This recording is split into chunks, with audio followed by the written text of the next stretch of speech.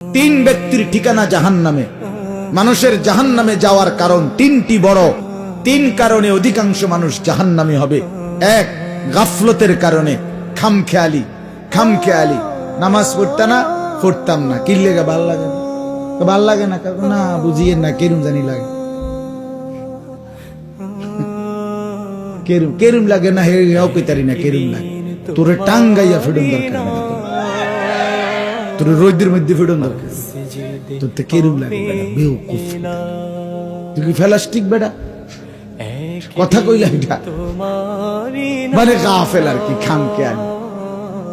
মনে হয়েছে হাঁটে, নিজে নিজে হাসে, মোবাইল টিপতে আছে, বেডির নাচ দেখতে আছে তো দেখতে আছে, আড্ডা দিছে তো 3টা বাজে, বাড়িছে রাতের বাজে 12টা, আড্ডাই দিতে আছে, যেখানে মুতে ধরছে সেখানে মুতে দিতে আছে, মানে কোনো পূর্ব পশ্চিম না।